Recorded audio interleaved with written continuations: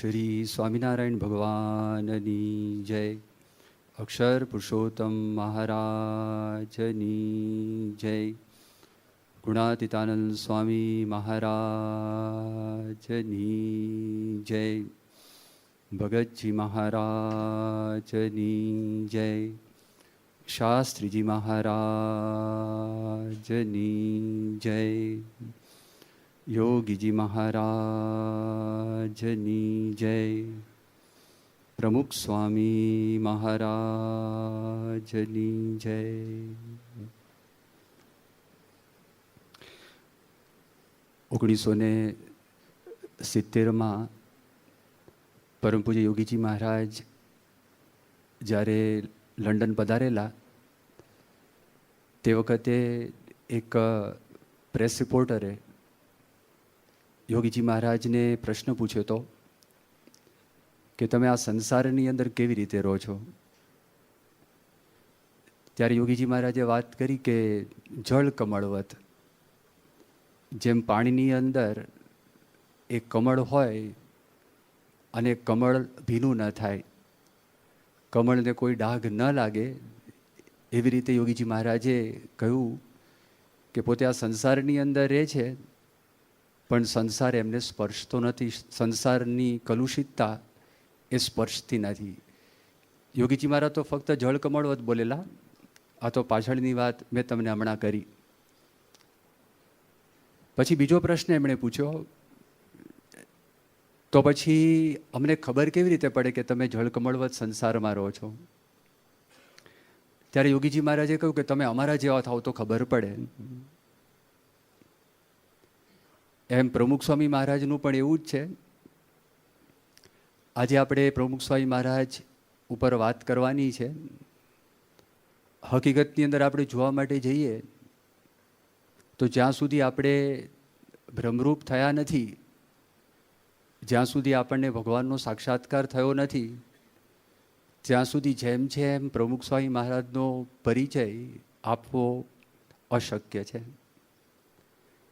એમ છતાં થોડી ઘણી બધી વાતો આપણે બધાએ સાંભળેલી છે, આપણા જીવનમાં નાનો મોટો અનુભવ પણ થયો છે.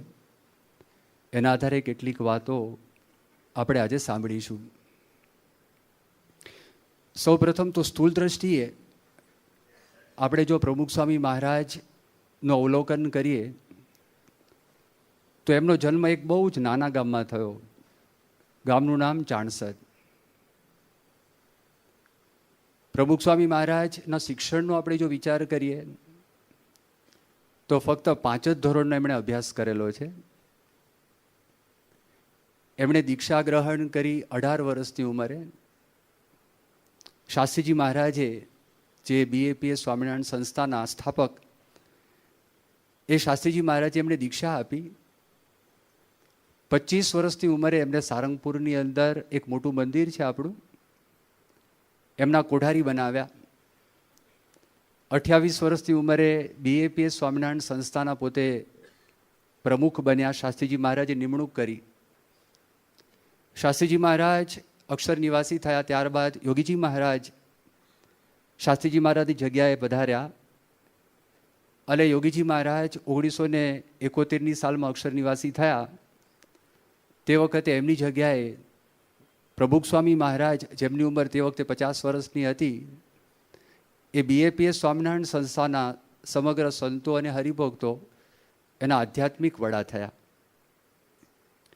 ભાષા જ્ઞાનનો આપણે વિચાર કરીએ, કારણ કે શિક્ષણ ફક્ત 5 ધોરણનું એમને પ્રાપ્ત કરેલું હતું, એટલે ઇંગ્લિશ તો પોતે લખતા નથી અને બોલતા પણ નથી. હિન્દીનો વિચાર કરીએ તો હિન્દી પણ એકદમ ભાંગ્યું તૂટ્યું હિન્દી પોતે બોલે છે. ગુજરાતી પણ એકદમ સામાન્ય બોલે છે. આ સ્થૂળ દ્રષ્ટિએ આપણે વિચાર કર્યો, એમાં થોડીક ઘટનાઓ મેં તમને બહુ સંક્ષિપ્તમાં કીધી. એમાંથી જે સારંગપુર મંદિરના કોઠારી બનાવ્યા અને સંસ્થાના પ્રમુખ બનાવ્યા, બહુ નાની ઉંમર હતી. તો તે વખતે એમના ગુરુ શાસ્ત્રીજી મહારાજે એમનામાં કંઈક જોયું.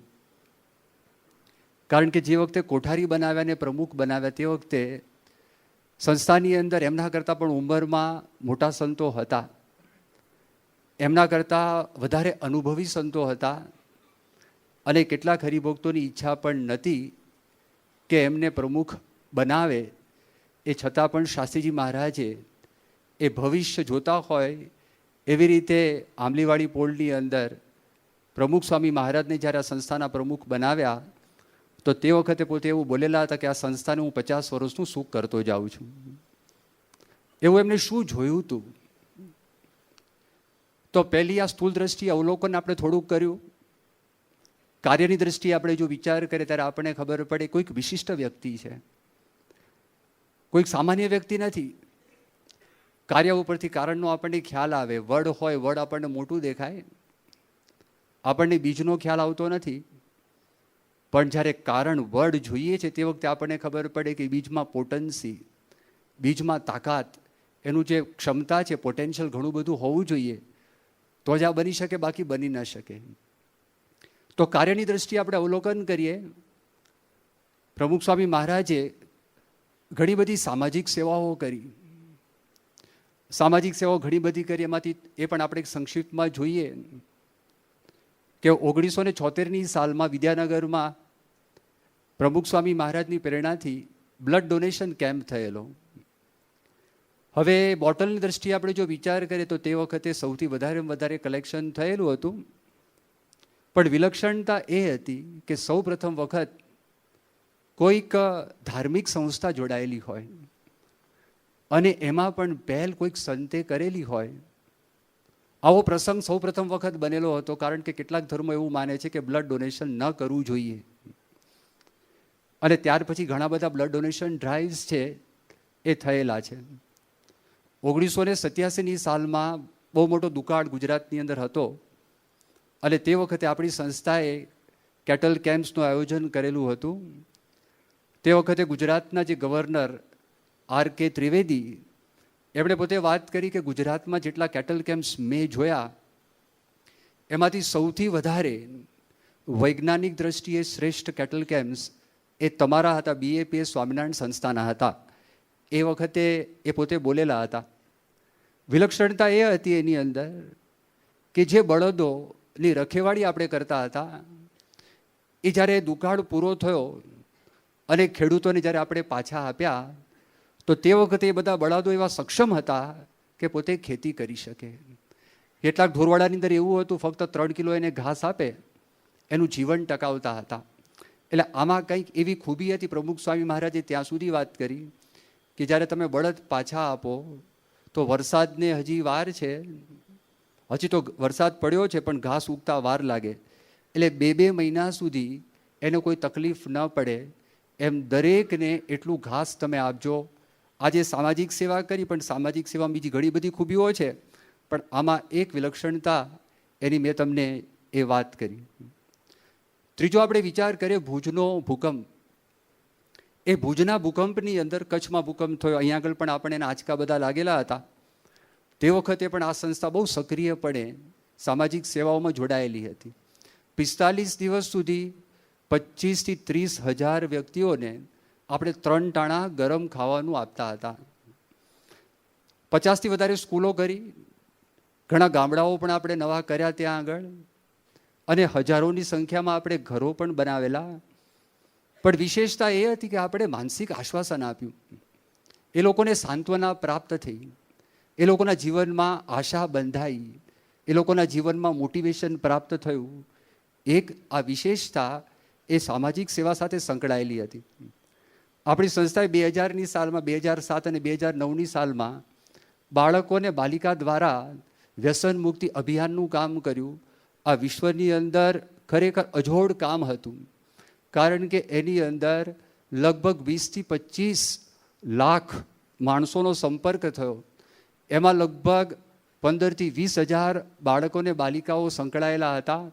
એ લોકોએ જનસંપર્ક કરેલો છે, એ લોકોએ પ્રદર્શનો કરેલા છે, જાહેરની અંદર શેરી નાટકના કાર્યક્રમો પણ કરેલા છે. અને એ લોકોના જીવનની અંદર એટલી બધી દ્રઢતા થઈ. તો એના માટે પણ એક વિશેષતા કઈ હતી કે બાળકો દ્વારા આ પ્રકારનો પ્રયોગ સૌપ્રથમ પ્રયોગ હતો. હવે આ બાળકો કોઈ દિવસ પોતે જાતે એ વ્યસન નહીં કરે. એ લોકો જ્યારે બીજા માણસને મળવા માટે જાય છે, કારણ કે અજ્ઞાત વ્યક્તિને મળવું એ માણસને સંકોચ થતો હોય, એના જીવનમાં પોતાની લઘુતા ગ્રંથિ છે, લઘુતા ગ્રંથિ દૂર થાય. એક નવશીલભાઈ કરીને બહુ મોટી વ્યક્તિ છે, ઘણા બધા ડ્રામાઓ લખેલા છે, ફિલ્મની સ્ક્રિપ્ટ પણ લખેલી છે. એમણે જ્યારે આ વાતની ખબર પડી, એમણે કહ્યું કે આ મારા માટે એક અતિશય અસાધારણ ઘટના એટલા માટે છે કે આ બધા બાળકો એ બીજાને પ્રેમ કરતા થશે.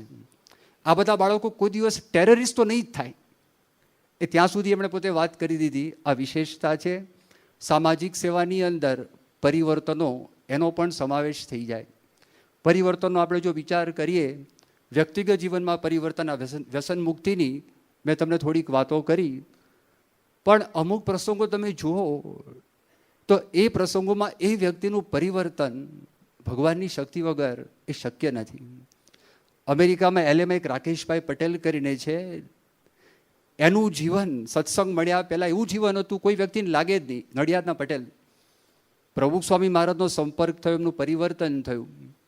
અમદાવાદમાં ડૉક્ટર હર્ષદભાઈ પટેલ છે, સ્વામિનારાયણ પ્રકાશમાં બહુ વિગતથી એમનો લેખ આવેલો છે. ગુજરાતના તત્કાલીન મુખ્યમંત્રી ચીમનભાઈ પટેલ તોબા પોકારી ગયા હતા, ત્રાહીમામ પોકારી ગયા હતા. અને માંડલ પંચની અંદર, અનામત આંદોલનમાં, રાજકીય આંદોલનોની અંદર બધા સાથે સંકળાયેલા. બીજે મેડિકલ કોલેજમાં કોઈ વ્યક્તિ એનું નામ ન લે, એ વ્યક્તિ પ્રભુ સ્વામીના સંપર્કમાં આવ્યા અને આમૂલ પરિવર્તન થયું. ઈસ્ટ આફ્રિકાની અંદર સુભાષભાઈ પટેલનું પરિવર્તન થયું. આ જો સામાજિક ક્ષેત્રે આવા ઘણા બધા કામ કરેલા છે, એની આપણે વાત કરી. આપણે જો કાર્યની દ્રષ્ટિએ અવલોકન કરીએ છીએ, એમાં સામાજિક સેવાઓની આપણે વાત કરી. પ્રમુખ સ્વામી મહારાજે બહુ મોટા મોટા ઉત્સવો કર્યા. પહેલો ઉત્સવ થયો 1981ની સાલમાં ભગવાન સ્વામિનારાયણ દ્વિજન્મ શતાબ્દી મહોત્સવ. એ ઉત્સવ 37 દિવસનો હતો. જ્યારે એ ઉત્સવ થયો તો એ ઉત્સવની અંદર જે લોકો આવ્યા, એમાં નૈતિક, સામાજિક, આધ્યાત્મિક, આ બધી વ્યસન મુક્તિની, સામાજિક, આ બધી વાતોનો તો સમાવેશ થઈ ગયેલો હતો. એક કટાર લેખક હતા ઈશ્વરભાઈ પેટલીકર, એમણે એક પ્રસંગે, કેવા ઘણા પ્રસંગો આપણો વિરોધ પણ કરેલો હતો, પણ જ્યારે ભગવાન સ્વામિનારાયણ શતાબ્દી મહોત્સવ એમણે જોયો અને તે વખતે એમણે એક લેખ લખેલો કે ભગવાન સ્વામિનારાયણ દ્વિજન્મ શતાબ્દી મહોત્સવ ગુજરાતમાં અભૂતપૂર્વ રીતે ઉજવાયો. ગુજરાત સમાચારની અંદર આ બધા લેખ આવેલા અને પોતે વર્ણન કર્યું એમને આ સંસ્થા માટે, પ્રમુખ સ્વામી મહારાજ માટે, સંસ્થાના સંતો માટે, હરિભક્તો માટે, સ્વયંસેવકો માટે અત્યંત અહોભાવ એમના અંતરમાં એ પ્રગટ થયો. અને પહેલી જ વખત આપણા દેશની અંદર આ જે ઉત્સવ થયો, એ ઉત્સવ વેલ મેનેજ ઉત્સવ હતો. મેળાઓ ઘણા બધા થતા હતા અને આજે પણ મેળા થાય છે, પણ આ પ્રકારના ઉત્સવ થઈ શકે એવી પહેલી પહેલ એ આપણી સંસ્થાએ પ્રમુખ સ્વામી મહારાજની પ્રેરણાથી એ પોતે આપણી સંસ્થાએ કરેલી. અને ત્યાર પછી ભારત સરકારે 1984ની સાલમાં પેરિસમાં ઉત્સવ કર્યો અને 1986ની સાલમાં મોસ્કોની અંદર રશિયામાં ભારત સરકારે આ પ્રેરણા લઈ અને ઉત્સવ કરેલો. એવું લોકો એ આપણને વાત કરે છે. એમાં પણ વિગતથી હું વાત કરતો નથી. પ્રભુ સ્વામી મહારાજ છેલ્લા 38 વર્ષની અંદર 700થી વધારે મંદિરો સ્વામીએ પોતે કરેલા છે. અમુક મંદિરનો આપણે વિચાર કરીએ, લંડનનું મંદિર છે, તો એ જે લંડનનું મંદિર છે એ મંદિર ગિનિસ બુક ઓફ વર્લ્ડ રેકોર્ડમાં એને સ્થાન પ્રાપ્ત કરેલું છે. 70 wonders of the modern world એમાં પણ સ્થાન પ્રાપ્ત કરેલું છે. રીડર્સ ડાયજેસ્ટ લંડન એડિશનની અંદર પણ એ સ્થાન પ્રાપ્ત કરેલું છે. પ્રિન્સ ચાર્લ્સની આર્કિટેક્ચરની કોલેજ છે, એના તરફથી એને અવોર્ડ પ્રાપ્ત થયેલો છે. એને પર્યાવરણનો અવોર્ડ પણ પ્રાપ્ત થયેલો છે. 2004ની સાલમાં 2 મંદિરો અમેરિકામાં થયા, હ્યુસ્ટનમાં, શિકાગોની અંદર. હ્યુસ્ટન ક્રોનિકલે the best, the ultimate sacred architecture, એનો અવોર્ડ હ્યુસ્ટન મંદિરને આપ્યો. 2005ની સાલમાં શિકાગો મંદિરને પણ અવોર્ડ પ્રાપ્ત થયો. હવે આ બધા અસાધારણ કાર્ય છે. આ સામાન્ય કાર્ય નથી. આપણે જો એકાદ કાર્યનો પણ વિચાર કરીએ, આપણને ખબર પડે કે આ પ્રમુખ સ્વામી મહારાજ દેખાય જ સામાન્ય, 5 ધોરણનો અભ્યાસ કરેલો છે, પણ વિદેશની અંદર આ પ્રકારનું એક મંદિર થવું એ બહુ મોટી વાત છે. એ સામાન્ય વાત નથી. એ કાર્ય પરથી આપણને ખ્યાલ આવે તો 2005ની સાલમાં શિકાગોની અંદર જે CBC, શિકાગો બિલ્ડિંગ કોંગ્રેસ તરફથી ત્યાં આગળ 49 સબમિશન્સ હતા અને 49 શોર્ટલિસ્ટ થયેલા બધા બાંધકામો હતા. એની અંદર શિકાગોના મંદિરને એ પ્રથમ સ્થાન છે એ પ્રાપ્ત ત્યાં આગળ થયું. ત્યાર પછી એટલાન્ટાની અંદર એના કરતાં પણ વધારે નકશીવાળા કામ ટોરોન્ટોની અંદર થયા. એ પણ બહુ જ મોટા કામ ત્યાં આગળ થયેલા છે. અક્ષરધામનો આપણે વિચાર કરીએ, ગાંધીનગર અક્ષરધામ જેના આપણે દર્શન કરી ઘણી બધી વખત દર્શન કરેલા છે.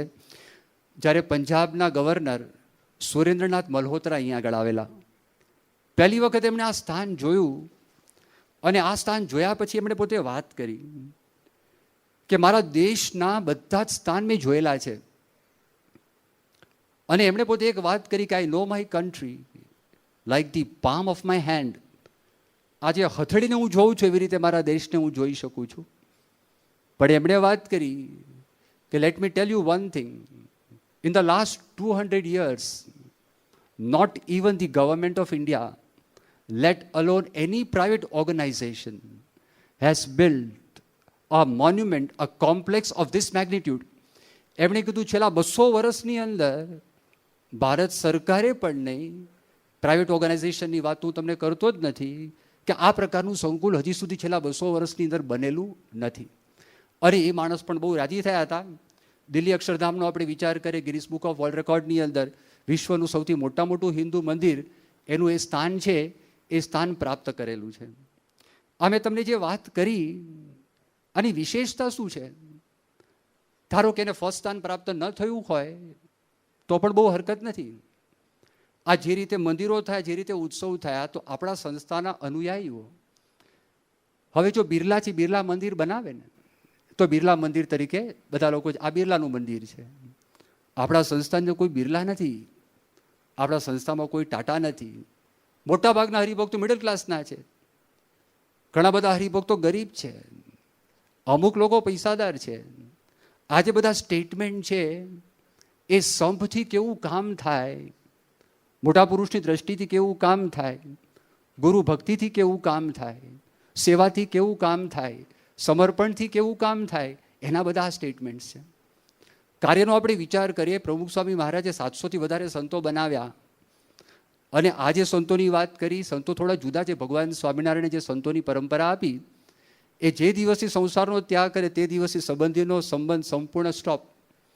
માતા પિતા ભાઈ બહેન સાથે વાત ના કરી શકે, એમના જીવનમાં સ્ત્રીધનનો ત્યાગ હોય, એમના નામનો એક નવો પૈસો પણ બેંકમાં ન હોય, ખાનગીમાં પણ ન હોય, બેંકની અંદર પણ ના હોય, બહાર જવું હોય તો જોડની અંદર જ જવું પડે. એ બધી સાધનાઓ ભગવાન સ્વામિનારાયણે આપી અને આજે પરંપરાની અંદર પ્રમુખ સ્વામી મહારાજે એ બધી પ્રણાલિકાઓ એ જારી રાખેલી છે. એ બધી વિશેષતા છે. જ્યારે ભૈરવસિંહ શેખાવત ગોંડલમાં આવેલા તો એમણે પોતે એક વાત કરી કે મારી દ્રષ્ટિએ પ્રમુખ સ્વામી મહારાજનું મોટું કાર્ય આ છે કે 700 સંતો પ્રમુખ સ્વામી મહારાજે બનાવેલા છે. આ એક વિશેષ છે, સમર્પિત સંતો છે. એક કોઈ પણ આધ્યાત્મિક ગુરુ પાસે આવા સંતો હોય એ બહુ મોટી વાત છે. સામાન્ય સંતોની ખાવાના મળતું ને બાવા થઈ જાય, બધી રીતે અનુકૂળતા હોય, એન્જિનિયર હોય, ડૉક્ટર હોય, ચાર્ટર્ડ એકાઉન્ટન્ટ હોય, વેલ સેટ થયેલા હોય, બુદ્ધિશાળી હોય. હવે એ વ્યક્તિને 18 વર્ષ, 19 વર્ષ, 20 વર્ષની ઉંમરે એક પ્રેરણા આપી અને ખાલી ઝાજી પણ પ્રેરણાની સ્વતઃ એના અંતરમાં ઈચ્છા થાય પ્રમુખ સ્વામીના સંપર્કમાં આવીને એમના મનમાં એમ થાય કે ચલો આપણે દીક્ષા ગ્રહણ કરવી છે. ઘણા બધા સંતો, ભણેલા ગણેલા સંતો છે, ઘણી બધી વખત આપની સમક્ષ વાત પણ કરેલી છે. પણ જો કહેવાનું શું કે આ એક વિશેષતા કાર્યની દ્રષ્ટિએ આપણને ખબર પડે કે આ એક વિલક્ષણ વિભૂતિ છે, આ સામાન્ય નથી. કદાચ કોઈક વ્યક્તિ આ કામ કરે, ઘણા ઠેકાણે દીક્ષા થાય છે, મેં તમને વિલક્ષણતા તો બતાવી છે. મંદિરો પણ કરનારા આપણને કદાચ મળે, ઉત્સવો કરનારા પણ મળે. કદાચ કોઈક વ્યક્તિ આમાંથી કાંઈ ન કરે. આનાથી મહત્તા છે, એના કરતાં વધારે મહત્તા છે, સદગુણોની મહત્તા છે, ચારિત્રની મહત્તા છે. તો પ્રમુખ સ્વામી મહારાજ એક વિરલ વિભૂતિ છે. આ ત્રીજું અવલોકન છે ચારિત્રની દ્રષ્ટિએ કેવા છે. ચારિત્રનો વિચાર કરીએ, એ ચારિત્ર ઘણા બધા ગુણોનો સમૂહ છે. અહિંસા, બ્રહ્મચર્ય, અસ્તેય, અપરિગ્રહ, સત્ય, દયા, કરુણા, સેવા, સમર્પણ, પરોપકાર, આત્મવિશ્વાસ, નિર્ભયતા, કર્મઠતા, નિયમિતતા, આ બધા ગુણોનો સમૂહ એટલે ચારિત્ર છે. આમાંથી કોઈ એકાદ ગુણ પણ આપણે જીવનની અંદર આપણે જો એમાં પીએચડી થવું હોય ને, બહુ મુશ્કેલ કામ છે. દાખલા તરીકે અહિંસાને પૂર્ણપણે પહેલાં સમજવું ક્યારેક તો મન કર્મ વચને આપણે અહિંસાની વાતો કરીએ છીએ, એ આચરણમાં લાવવું દુષ્કર છે. આ તો એક જ ગુણની તમને વાત કરું છું. એમાં પણ હિંસામાં અહિંસા ક્યારે છે, અહિંસામાં હિંસા ક્યારે છે, એ પૂર્ણપણે સમજવું. એકાદ ગુણ પણ આવ્યો હોય તો પણ જબરજસ્ત તાકાત શક્તિ એ માણસના અંતરમાં ઉત્પન્ન થાય. આજે પ્રમુખ સ્વામી મહારાજ આ બધા જ ગુણોનો સમૂહ છે. એમને સહજપણે આ બધા ગુણો એમના જીવનની અંદર એ આવેલા છે. આ પણ એમની મોટપ છે, પણ અસલી મોટપ કઈ? આ બધા ગુણોનો પણ જે આધાર છે, ખરેખર સાચી મોટપ પ્રમુખ સ્વામી મહારાજની કઈ છે? મેં તમને વર્ણન કરું. 5 જ ધોરણ છે ખાલી ભણેલા છે, સ્થૂળ દ્રષ્ટિ અતિશય સામાન્ય છે. અસલી મોટપની વાત ભગવાન સ્વામિનારાયણના વચનામૃતની અંદર એ કરેલી છે. ઉપનિષદોની અંદર જેને શ્રોત્રિય અને બ્રહ્મનિષ્ઠ સત્પુરુષ કયા છે, શ્રીમદ ભગવદ્ ગીતાની અંદર જેને ગુણાતીત પુરુષ કયા છે, ભક્ત કયા છે, સ્થિત પ્રજ્ઞ કહેલા છે, શ્રીમદ ભાગવતમાં જેને ભાગવત સંત કહેલા છે, ભગવાન સ્વામિનારાયણ જેમને એકાંતિક સંત કહે છે, પરમ એકાંતિક સંત કહે છે, વડવાનલ જેવા સંત કહે છે, ભગવાન સ્વામિનારાયણ જેને સાધુ કહે છે, એ જે વાત કરેલી છે એ કોઈક વિરલ વાત છે. આ બધા લક્ષણો એ બધા ગ્રંથોની અંદર છે. એ બધા લક્ષણો વચનામૃતની અંદર પણ આપેલા છે. એમાંથી એક વચનામૃતની આપણે વાત કરીએ, જેતલપુરનું પહેલું વચનામૃત છે. એ વચનામૃતમાં આ અસલી મોટપની એક વાત કરેલી છે. ભગવાન સ્વામિનારાયણ કહે છે કે શરૂઆતમાં જ્યારે આપણને કોઈ વ્યક્તિ હોય, એ વ્યક્તિને કોઈ માનતું ન હોય તો તે વખતે એની વૃત્તિ કેવી હોય. પછી જ્યારે એને 100 માણસ માનતા થાય તો તે વખતે એનો અહંકાર એ જુદી જાતનો થાય છે. ત્યાર પછી એને 1000 માણસ માનતા થાય, 1,00,000 માણસ માનતા થાય, કરોડ માણસ માનતા થાય, ત્યારે એનો અહંકાર એ જુદી જાતનો થઈ જાય છે. અને કોક બ્રહ્મા જેવો થાય, કોક શિવ જેવો થાય, કોક ઇન્દ્ર જેવો થાય, ત્યારે જે સવળી સમજણવાળા છે એ એવો વિચાર કરે છે કે મારી મોટપ છે એ મોટપ આને લીધે નથી, પણ મારી મોટપ શા વતે છે? તો એમાં લખે છે કે મારી મોટપ આત્મા વડે છે અને સંતના સમાગમથી મારી મોટપ છે. એ સવળી સમજણવાળો વિચાર કરે. તમે જો વિચાર કરો, આ મોટપની વાત કરી, આખા પૃથ્વીનું માણસ પાસે રાજ આવે, એ વ્યક્તિ મોટો કહેવાય. ઇન્દ્રની વાત કરે, બ્રહ્માની વાત કરે, શિવની વાત કરે, ત્યાં સુધીની મોટપની વાત કરે. આનાથી મોટપ નથી. એટલે પ્રમુખ સ્વામી મહારાજનું તમને વર્ણન કર્યું મેં આ બધું, એનાથી પોતે મોટપ નથી માનતા. આગળ જે બધું ગણાવ્યું એનાથી પણ પોતે મોટપ નથી માનતા. એ મોટપ છે એમની. આજે વાત કરી એ સ્થૂળ દ્રષ્ટિએ આપણને દેખાય છે, એનાથી મોટપ માનતા નથી. પછી એ વચનામૃતમાં સ્વામિનારાયણ ભગવાન આગળ વાત કરે. સ્વામિનારાયણ ભગવાન પોતે એવું કહે છે કે સંતના સમાગમે કરીને પોતાને મોટપ માને છે, કારણ કે બ્રહ્માદિક દેવતાઓ પણ એ સંતની ચરણની રજ એ લેવાની ઈચ્છે છે. તો સંતની મોટપ શા વતે છે? આ વિલક્ષણ સંતની વાત છે, ગુણાતીત સંતની વાત છે. તો સંતની મોટપ શા વતે છે એનું પોતે વર્ણન કર્યું છે. એમાં પણ ભગવાન સ્વામિનારાયણ વાત કરે છે સંતની મોટપ. એક તો સંતમાં આત્મનિષ્ઠા છે, એને કરીને મોટપ છે. અને બીજી વાત કરી કે સંતમાં ભગવાનની ભક્તિને ઉપાસના છે, એને કરીને મોટપ. આ છે ને સૂક્ષ્મ વાત છે, એમાંથી બધું બહાર નીકળે છે. આજે વર્ણન કર્યું, હવે એ વર્ણન કેવું છે? માણસ મકાન જોઈ શકે, કોઈ વ્યક્તિ હોય એની પાસે ગાડી જોઈ શકે, પણ જો એને ગામડાનો કોઈક માણસ હોય અને ગામડાના જે માણસ એને એવું કહેવામાં આવે કે આ વ્યક્તિ MS છે, હવે MS ખબર જ ના પડે MS એટલે શું. હવે એમાંથી કંઈ ગાડી નીકળે, એમાંથી મકાન નીકળે, એને ખબર ના પડે કે ડિગ્રી આગળ આવી ગઈ. એમ ભગવાન સ્વામિનારાયણે આ વાત કરી કે સંતની જે મોટપ છે, પ્રમુખ સ્વામી મહારાજની મોટપ છે, આ મોટપ છે એ આત્મનિષ્ઠ છે અને એની પાસે ભગવાનની ભક્તિ છે, ભગવાનની ઉપાસના છે, એને કરીને આ મોટપ છે. આજે વાત કરી આત્મનિષ્ઠા એટલે શું? એમાં કોઈ દેહનો ભાવ નથી. ટાઢ તડકો, ભૂખ તરસ, સુખ દુઃખ, માન અપમાન એ પ્રમુખ સ્વામી મહારાજની ગણતરીમાં નથી. એ જ્યારે એવા પ્રસંગ બને તે વખતે આપણને ખબર પડે કે દેહનો અતિશય ભીડો હોય તો પણ મન સ્થિર હોય, એમાં એને કોઈ પ્રકારનો વાંધો ના આવે, એમાં પણ આનંદિત હોય, એમાં પણ પ્રફુલ્લિત હોય.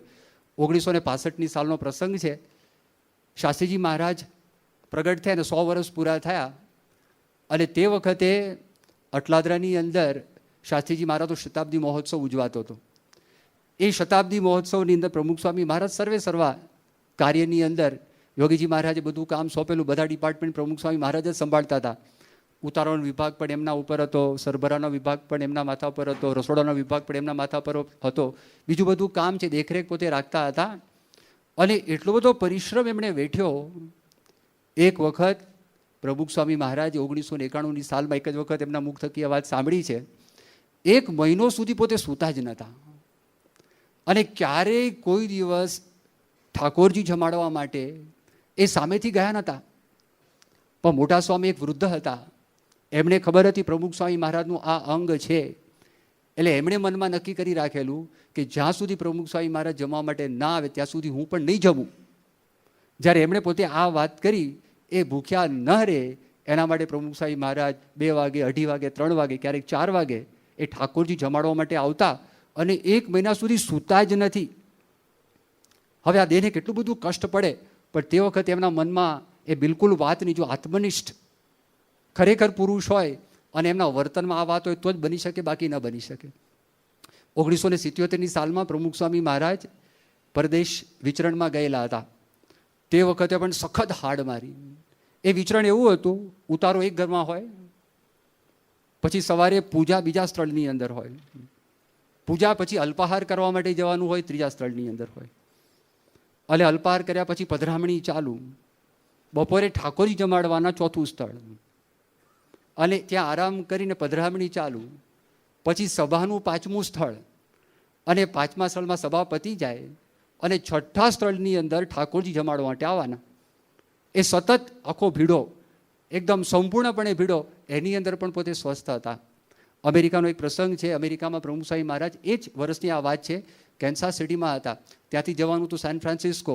એ સેન ફ્રાન્સિસ્કો ગાડીની અંદર, એ વખતે 1977ની સાલમાં પ્રમુખ સ્વામી મહારાજ પ્લેનમાં ગયા જ નહોતા, ગાડીની અંદર જ વિચરણ હતું. West coast to east coast, New York to San Francisco 3000 mile તો તમે સ્ટ્રેટ જાઓ તો થાય, પણ જો ફરતા ફરતા વિચરણ કરો એ બહુ મોટું થઈ જાય.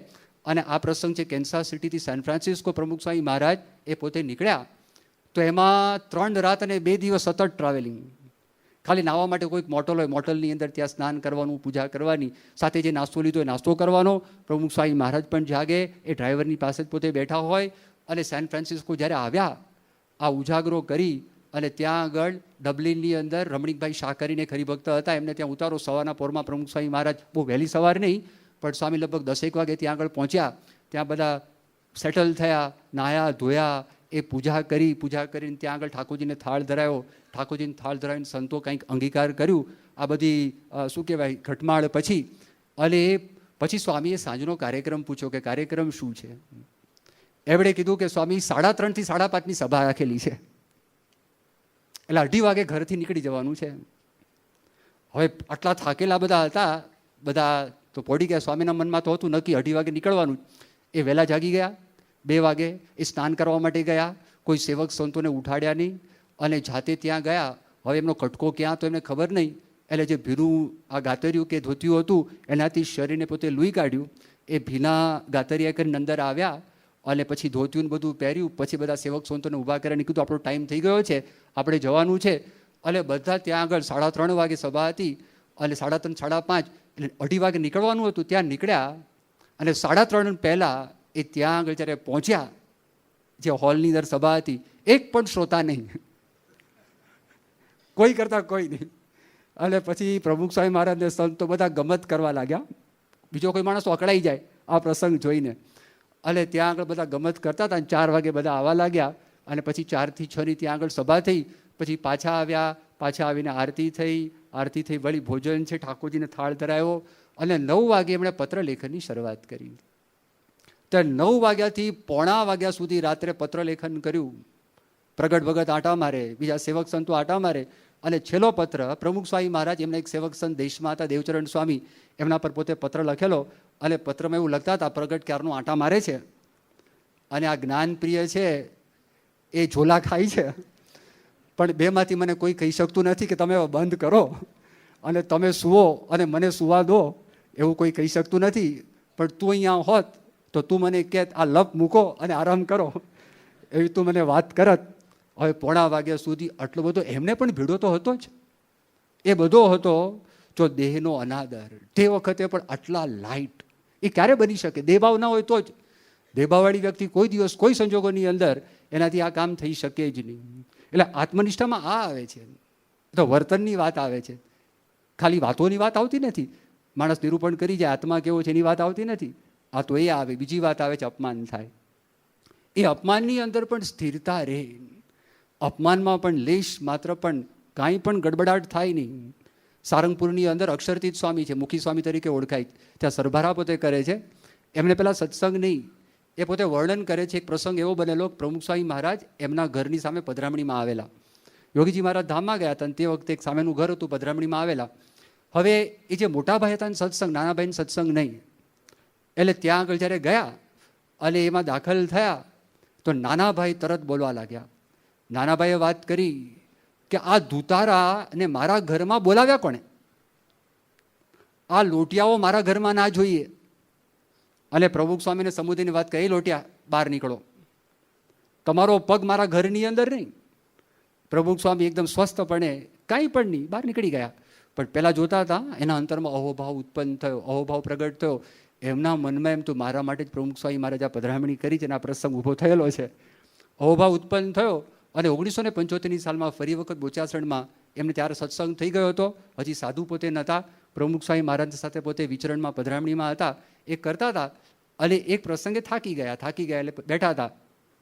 પ્રમુખ સ્વામી મહારાજ પધરામણી કરીને પાછા આવ્યા અને પાછા આવ્યા અને પછી કીધું થાકી ગયા? તો કે આ થાકી ગયો. સ્વામીએ કહ્યું કે આપણે બીજાની સેવા ના આપે, આપણી સેવા જતી રહે. હરિભક્તોના ઘરે જઈએ, ઠાકોરજી માટે પ્રસાદ લેવો, હરિભક્તો કાંઈ ભેટ લખાવે, હિસાબ કિતાબ બરોબર રાખો, એની પહોંચ પણ આપણે વ્યવસ્થિતપણે આપી. કહ્યું સારું. પછી સ્વામી સાથે જોડાઈ ગયા. આગળ એક હરિભક્તને ત્યાં પધરામણીમાં પોતે ગયા. સ્વામી બહાર નીકળ્યા અને જેવા બહાર નીકળ્યા બાજુમાં એક ઘરની અંદર એક વડીલ હતા. એમણે પ્રમુખ સ્વામી મહારાજે જોયા અને સ્વામીએ જય સ્વામિનારાયણ કહ્યા. તો એમણે કીધું પેલા કે જાઓ જાઓ, હું તમને કાંઈ આપવાનો નથી. એ પ્રમુખ સ્વામી મહારાજે કીધું મારે કંઈ જોઈતું પણ નથી, હું તો જય સ્વામિનારાયણ કહું છું. હા હા, મને ખબર છે કે વાત કરીને લેતા આવડે છે. અને સાથે બધા હતા એ પણ પાછા નીકળી ગયા. હવે ગોંડલમાં તો આપણે બધા હરિભક્તો હતા, સંતો હતા, એની હાજરીમાં પર્યાવરણવાદી આવેલા હતા, એક્સ્ટ્રીમિસ્ટ કહેવાય. અને સ્વામીને આવીને વાત કરી કે મારે તમને ફરિયાદ કરવી છે કે તમે વડ કાપવાની મંજૂરી કેમ આપી? એક સંત મારો અને પાપ લાગે એટલું પાપ તમે કરેલું છે, તમે સાધુ જ નથી. એ પ્રમુખ સ્વામી વાત કરી, એમણે કોઈ વડ કાપ્યો નથી, પણ વડની ડાળીઓ કેટલીક નડતી હતી. આ તો વડ તો ઉગે, તમે જો બધે એની કેટલીક ડાળીઓ નડતી હતી, ડાળીઓ કાપી છે. ના ના, બધા હરિભક્તો કહેવા લાગ્યા તમે શાંત થાઓ. અને એમણે તો કે મારો મારો મને બહુ જેમ તેમ બરાડા પાડવા લાગ્યા. પ્રમુખ સ્વામી કે બોલવા દો, ઉભરો લઈને આવ્યો છે, શાંત થઈ જશે, કેટલું બોલશે અને આપણે શું ચોંટી જવાનું છે? ધીરજ આખ્યાન આપણે વાંચીએ છીએ, તો ધીરજ રાખવી કે ના રાખવી? એકદમ શાંત થઈ ગયા. અને પહેલા ભાઈ તો જતા રહ્યા. પછી સ્વામી જમતા હતા, ફરી વખત આ પ્રસંગની વાત નીકળી ત્યારે પણ પ્રમુખ સ્વામી મહારાજે આ જ વાત કરી. સ્વામી સમજાવ્યું, સ્વામી કે આપણે ક્યાં ચોંટવાનું છે, આપણે ક્યાં વળગવાનું? તે વખતે ત્યાં સુધીમાં આપણી સંસ્થાએ ઓલરેડી 10 લાખ ઝાડ તો રોપી દીધેલા હતા, આ પર્યાવરણને અનુકૂળ થાય એના માટે. એમને તો બધું ખબર. બીજે દિવસે એમના મિત્ર માફી માગવા માટે આવ્યા કે મારા મિત્રનું બોલ્યું ચાલુ તમે માફ કરજો. આવો પ્રસંગ બન્યો. એક વખત તો પ્રમુખ સ્વામી ઓપરેશન, ગાંઠનું ઓપરેશન, ત્યાં આગળ થાપામાં ગાંઠ હતી, બિનાઇન ગાંઠ હતી, એનું ઓપરેશન કરાવ્યું. મુંબઈમાં એક હરિભક્તને ત્યાં આરામ કરતા હતા અને એક પોલિટિશિયન સ્વામીને ત્યાં આગળ મળવા માટે આવ્યા. અને મિથ્યા આક્ષેપ, તમે જો વિચાર કરો, એ ભણેલો ગણેલા માણસ, બુદ્ધિશાળી માણસ, આ પ્રાથમિક શિષ્ટાચાર જેને માનવતા કહેવામાં આવે કે કોઈ વ્યક્તિ માંદા હોય ને તમે જોવા માટે જાઓ, આ પ્રમુખ સ્વામી જેવી વિભૂતિને મળવા માટે પોતે આવે છે. અને એ વખતે આ વ્યક્તિ મિથ્યા આક્ષેપ કરવા લાગે, જાત જાતના બધા આક્ષેપો કર્યા. જ્યારે બીજાએ રોકવા માટે પ્રયત્ન કર્યો, પ્રમુખ સ્વામી મહારાજે વાત કરી બોલવા દો, તમે એમને બોલવા દો, વાંધો નહીં, ભલે બોલતા. અને પછી એ વ્યક્તિ છે કેટલું બોલે, માણસ બોલતા બોલતા થાકી જાય, બોલતા બોલતા શાંત થઈ જાય. એક વ્યક્તિ પ્રમુખ સ્વામી મહારાજનો ફોટો પોતાના પગ નીચે કચડ્યો, બૂટ નીચે. અને અહીંયા અમદાવાદનો છોકરો છે, એને થયો પસ્તાવો. અને પસ્તાવો થઈને પ્રમુખ સ્વામી મહારાજ પાસે આવ્યા, કોઈ સત્સંગી નહીં, એમને જો. અને સ્વામી કીધું કે અમારા દિલની અંદર પણ નથી. બીજા એક વ્યક્તિ બેઠા હતા, પ્રમુખ સ્વામી મહારાજ જમતા હતા અને તે વખતે અને બધો પરિચય અપાતો હતો. સ્વામી જમી લીધું અને જમી લીધા પછી વ્યક્તિની વાત કરી, છગનભાઈ ટાંકની વાત નીકળેલી કે એના પૌત્ર પણ ત્યાં આગળ બેઠા હતા. અને પૌત્રની વાત કરી કે આ કાર્ય કરતા છે, એટલે વિનંતી કરી કે સ્વામી મારા બાપુજીને એટલો બધો સત્સંગ નથી, અને મારા દાદાનો સત્સંગ હતો પણ આ સત્સંગ નથી.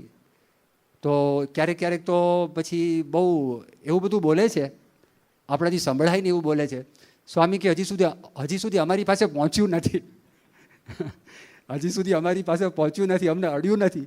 એકદમ સ્વસ્થપણે એ સ્વામી પોતે વાત કરી. એટલે આ બધા પ્રસંગો એવા છે, એ પ્રસંગમાં ભલભલો માણસ છે, એ ગમે તેવો મોટો હોય એ વ્યક્તિ પણ એ હલી જાય. બીજી વાત કરી મોટપની, એ વાત કઈ છે? ભગવાનની ભક્તિ અને ભગવાનની ઉપાસના. ભગવાનની ભક્તિની જ્યારે આપણે વાત કરીએ ને, તો પ્રાથમિક શરત એ છે કે ભગવાનના અસ્તિત્વનો સ્વીકાર. તો પ્રમુખ સ્વામી મહારાજના જીવનમાં તો પ્રશ્ન છે જ નહીં. એમના યોગની અંદર જે કોઈ વ્યક્તિ આવે છે, એ વ્યક્તિના જીવનમાં ભગવાન છે એનું અસ્તિત્વ એ માનવા લાગે છે. એ તદ્દન નાસ્તિક માણસ હોય તો પણ માનવા લાગે, અને ઘણાને આમાં રસ નો તો વ્યક્તિ માનવા લાગે. ડૉક્ટર સુબ્રમણ્યમે પ્રમુખ સ્વામી મહારાજની સર્જરી કરી. એ વ્યક્તિ કર્મઠ, વર્ક ઇઝ વર્શિપ, આપણે કામ કરીએ એ જ પૂજા છે. પણ જ્યારે પ્રમુખ સ્વામીનો યોગ થયો અને જ્યારે બહુમાન થયું, સાષ્ટાંગ દંડવત પ્રણામ કર્યા, એ પહેલાં અમેરિકામાં વેસ્ટચેસ્ટરની અંદર અવારનવાર જ્યારે પ્રમુખ સ્વામી મહારાજને મળવા માટે આવતા, હરિકૃષ્ણ મહારાજને પોતે પગે લાગતા, દંડવત પણ કરતા. એ જાહેર સભામાં પોતે દંડવત કર્યા. સારંગપુરમાં આવેલા તે વખતે પણ એમને દંડવત કર્યા. એ વ્યક્તિના જીવનમાં એક એવો અનુભવ થયો કે પ્રમુખ સ્વામી મહારાજનું ઓપરેશન કરતા વખતે મને એવો અનુભવ થયો કે સાક્ષાત સ્વામિનારાયણ ભગવાન મારી ઓટીમાં ઓપરેશન થિયેટરમાં પધાર્યા હોય અને મારા દ્વારા એમણે ઓપરેશન કરી લીધું હોય. તો એ વ્યક્તિના અંતરની અંદર આ પ્રકારની પ્રેરણા થાય. એક વખત સ્વામીને કોઈકે પૂછ્યું, એમણે વાત કરી કે સ્વામી તમને અખંડ કયો વિચાર રહે છે? પ્રમુખ સ્વામી મહારાજે વાત કરી ભગવાનનો વિચાર. આ પોતે બોલ્યા ભગવાનનો વિચાર અખંડ રહે છે. 1977માં વેમ્બલીમાં એક પ્રેસ રિપોર્ટરે સ્વામીને પૂછ્યું કે ભગવાન છે? સ્વામી કીધું છે. બીજો પ્રશ્ન પૂછ્યો, ભગવાન ક્યાં છે? સ્વામી કીધું સર્વત્ર છે. ત્રીજો પ્રશ્ન પૂછ્યો, તમારામાં ભગવાન છે? સ્વામી કીધું તમારામાં પણ છે ને મારામાં પણ છે. ચોથો પ્રશ્ન પૂછ્યો, તમને ભગવાનનો અનુભવ છે, સાક્ષાત્કાર છે? સ્વામી કીધું હા છે. આ બધા તો વિધાનો થયા. કોઈ પણ માણસ વિધાન કરે ભાઈ મને ભગવાનનો સાક્ષાત્કાર છે, પણ જીવનમાં આવવું જોઈએ. પ્રમુખ સ્વામી મહારાજ વર્ણન કરે છે કે સ્થાવર જંગમ દરેક ઠેકાણે ભગવાન છે. ભગવાનને જોવા, એ સ્થાવર જંગમ દરેક સ્થાનની અંદર અક્ષરધામમાં જે ભગવાન છે, ભગવાનને જોવે છે. પણ જ્યારે આચરણ થાય ને ત્યારે ખબર પડે કે ખરેખર આ વાત છે, ખાલી બોલે છે એટલું નહીં, પણ એમના જીવનની અંદર પણ આ વાત છે. 1980ની સાલમાં પ્રમુખ સ્વામી મહારાજ અમદાવાદ પધારેલા, અને પ્રમુખ સ્વામી મહારાજનું મોતિયાનું ઓપરેશન થઈ ગયેલું, અને અમદાવાદથી સ્વામીશ્રી ત્યાં આગળ પધારેલા. અને ઘણા બધા વખતથી મોતિયો થયેલો, સ્વાભાવિકપણે જેને મોતિયો થયો ઝાંખા પાવે, બધું દેખાય નહીં. હરિકૃષ્ણ મહારાજના પોતે દર્શન કરતા હતા નજીકથી. જાડા કાચના ચશ્મા પહેરેલા, આંખ છે એ પાણીયાળી થઈ ગઈ હતી, અને એકદમ ગદગદ કંઠથી હરિકૃષ્ણ મહારાજની મૂર્તિ સામું જોઈ અને પ્રમુખ સ્વામી મહારાજ બોલવા લાગ્યા કે અદ્ભુત છે. જેવી અક્ષરધામની અંદર ભગવાનની મૂર્તિ છે, એવી ને એવી આ છે, મોટું મોટું દેખાય છે. એ જે બોલ્યા તે વખતે આપણને તો હજી પંધાતુની મૂર્તિ જ દેખાય છે, આપણને આ આરસની મૂર્તિ જ દેખાય છે. એમની દ્રષ્ટિ ખુલી ગઈ, બદલાઈ ગઈ છે. એમને ત્યાં આગળ સાક્ષાત ભગવાન દેખાય છે. આ જો મૂર્તિની અંદર આ ભાવ, મેં તમને સ્થાવરની વાત કરી, એમની પાસે હરિકૃષ્ણ મહારાજની ચળ મૂર્તિ છે ને, છેલ્લા 38 વર્ષથી સેવામાં છે. એમનું ધ્યાન ત્યાં છે, એમનું મન ત્યાં આગળ છે. આપણને નવાઈ લાગે, એમને ધરાવ્યા વગર પ્રમુખ સ્વામી મહારાજ પાણી પીતા નથી, એમને ધરાવ્યા વગર અનાજનો એક દાણો મોઢામાં મૂકતા નથી, એમને ધરાવ્યા વગર વસ્ત્ર અંગીકાર કરતા નથી, એમને ત્યાં આગળ પધરામણી કર્યા સિવાય ઘરની અંદર પ્રમુખ સ્વામી મહારાજ પ્રવેશ કરતા નથી. એમને પ્રાઇમ સ્થાન આપે છે. પરદેશ ગયા હોય, પ્લેનમાં પહેલાં હરિકૃષ્ણ મહારાજની મૂર્તિ જાય પછી આવે.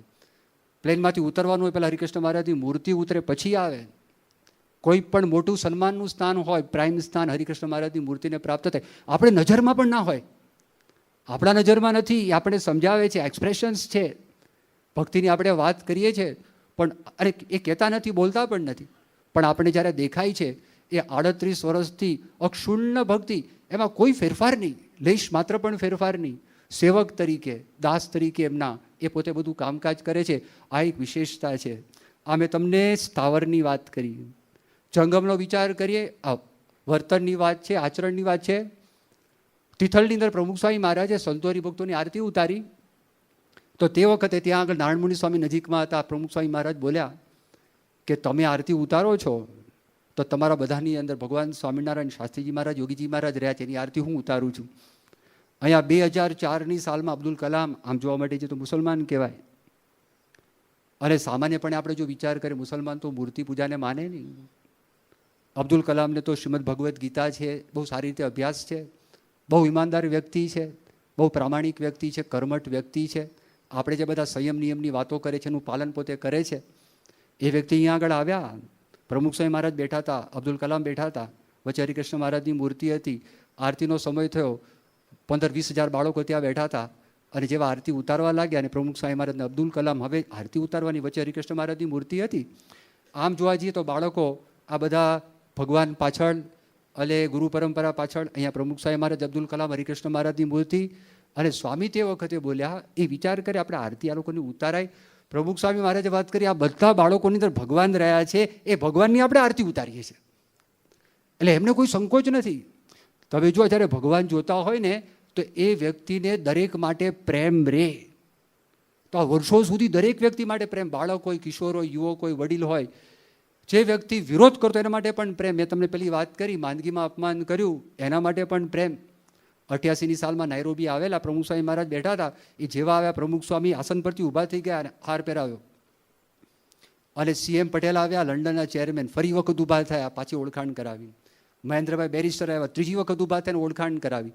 એટલું નહીં, પ્રમુખ સ્વામી મહારાજે સ્વામી વાત કરી કે કોઈ મદદ માટે આવેલા છે, એક સામાજિક કામ એમને કરવું છે, માટે હરિભક્તોની વિનંતી કરું છું, એને મદદ કરજો. આ આચરણની વાત છે. દરેકમાં પ્રેમ. એ જો ભગવાન જોતા હોય તો બની શકે, બાકી બની શકે નહીં. આ અસંભવ વાત, અશક્ય વાત છે, એ એમના જીવનમાં દેખાય. હવે આ બધી એક્સપ્રેશન્સ, ભક્તિ એટલે મહાત્મ જ્ઞાને સહિત ભગવાનમાં પ્રેમ. તો આપણા ઋષિમુનિઓ સુંદર એક પરંપરા આપણને આપી છે, નવધા ભક્તિની પરંપરા. શ્રવણમ, કીર્તનમ, વિષ્ણુ સ્મરણમ, પાદ સેવનમ, અર્ચનમ, વંદનમ, દાસ્યમ, સખ્યમ, આત્મનિવેદનમ. આ બધી વાતો સ્વામીના જીવનમાં દેખાય. આ એમની વિશેષતા છે. આ બધા કાર્ય એમાંથી બહાર નીકળેલા છે. જે સંકલ્પ કરે, સંકલ્પ પૂરો થાય છે, એનું કારણ આ છે. એમના જીવનમાં ભગવાનની ઉપાસના છે. ભગવાન સ્વામિનારાયણે ઉપાસનાનો વિશેષ અર્થ સમજાવેલો છે.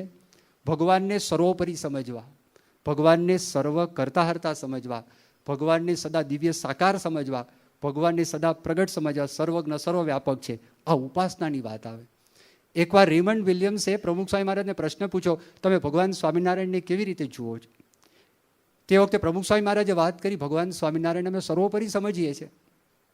સર્વ અવતારના અવતારી છે, સર્વ કારણના કારણ છે. એ શ્રીજી મહારાજને, શાસ્ત્રીજી મહારાજને, યોગીજી મહારાજને સર્વ કરતા માને છે. આટલા બધા કામ કર્યા ને, એ હળવા ફૂલ, કોઈ પણ જશ એમના માથા પર લેતા નથી. અક્ષરધામ દિલ્હીનું બનાવ્યું, આ તો લેન્ડમાર્ક કહેવાય, આટલી મોટી વાત કહેવાય. અને 2005માં કર્યું. અને જ્યારે અમદાવાદ મંદિરની અંદર જે વખતે 2006ની સાલમાં ભગવાન સ્વામિનારાયણની અભિષેકની મૂર્તિ આપણે નીચે પધરાવી, એ આપણે પધરાવેલી 3 જુલાઈનો દિવસ હતો. અને 5મી જુલાઈ એક બહુ મોટા IAS ઓફિસર પ્રમુખ સ્વામી મહારાજને મળવા માટે આવેલા. એણે કીધું કે સ્વામી, અક્ષરધામના મેં દર્શન કર્યા, આપ ભગવાન છો. પ્રમુખ સ્વામી મહારાજ તરત જ વાત કરી કે સ્વામિનારાયણ ભગવાનના આશીર્વાદ અને યોગીજી મહારાજનો સંકલ્પ અને સંતોને સ્વયંસેવકો એનો દાખલો, એનાથી આ કામ થયેલું છે. ઇન્સ્ટન્ટ. અને માને છે, જીવની અંદરથી માને છે. હવે આ ક્યારે બને? કરતા ભગવાન મનાય તો, બાકી આ શક્ય નથી. સંતો બનાવ્યા તો પણ કરતા ભગવાન છે.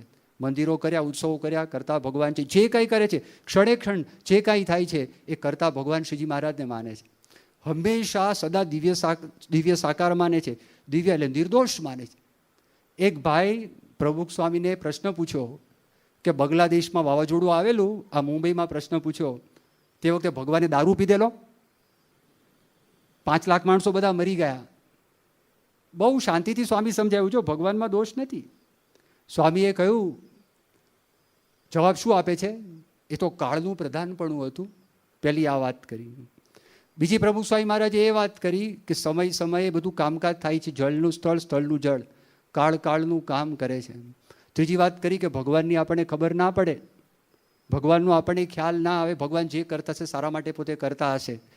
એ એમણે વાત કરી સ્વામીએ ત્યાં આગળ, ભગવાન જે કરતા હશે એ સારા માટે કરતા હશે.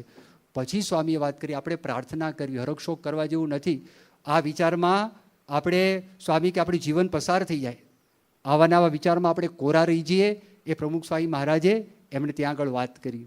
તો ભગવાન નિર્દોષ છે, ભગવાન દિવ્ય સદાય સાકાર છે, અક્ષરધામમાં સાકાર છે, અહીંયા આગળ પણ ભગવાન સાકાર છે, એ પોતે માને છે. તો આ એમની મહત્તા છે, આ એમની વિશેષતા છે. એવા સાચા માર્ગદર્શક એ આપણને પ્રાપ્ત થયા છે.